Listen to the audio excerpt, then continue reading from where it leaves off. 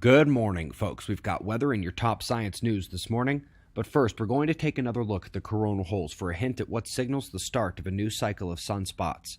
Coming to spaceweathernews.com, yesterday we mentioned how the coronal holes are attempting to leave the polar zones, and that was a sign of the upcoming sunspot cycle. Well, when those sunspots return towards the end of the year, they should mostly be hugging the coronal sectors, meaning that they're likely to form astride of a non-polar coronal hole, as opposed to out randomly in the middle of the photosphere, which would be previous cycle magnetism, which can eke its way into the new cycle by weeks to months.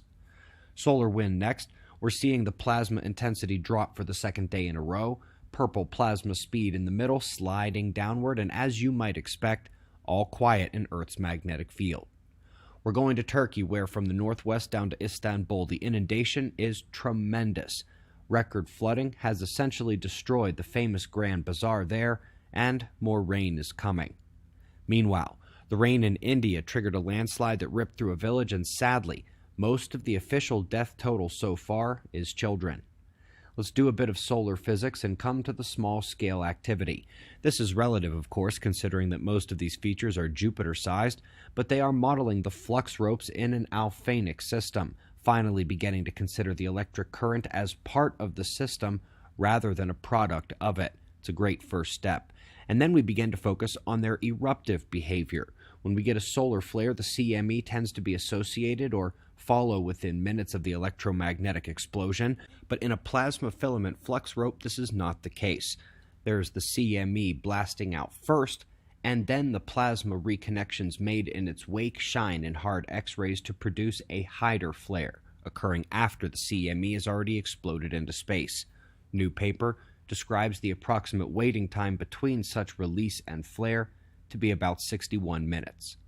Up next, somewhere in between the outer reach of the magnetosphere and the lowest level L shells and Van Allen belts, atop the ionosphere, sits a region vast enough to fit a few Earths inside and which apparently forms anomalous double layers. Apparently it starts as a small instability in waveform that shifts into the full-scale double layer, and by the way, double layers are plasma cosmology hitmen.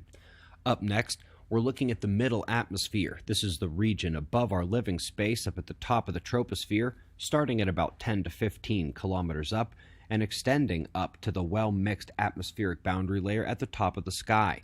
They noticed two things: a cooling of the temperature in the middle atmosphere over decades' time, and a decrease in wind speed, both due to there being less heat mixing in the region where the activity of the sun and cosmic rays can play a much greater role than nearer to the ground.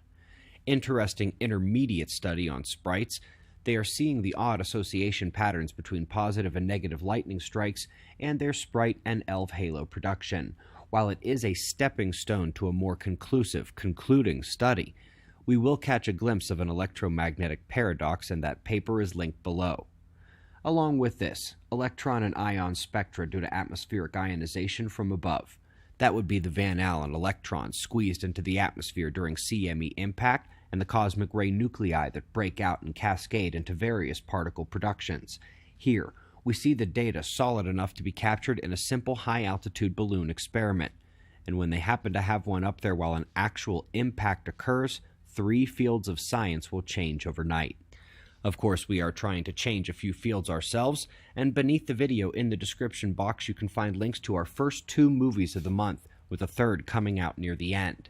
These infomentaries are meant to catch you up on 8 years of research and news here on the topics of plasma universe, the Earth catastrophe cycle, those would be the 2 out already, and coming at the end of the month, climate, where lots of this electrodynamic stuff will come in.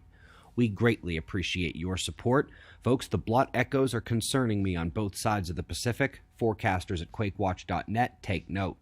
We've got your wind maps and shots of our star to close, and we'll do this all again tomorrow, right here, but right now it's 5:05 a.m. in the new Valley of the Sun.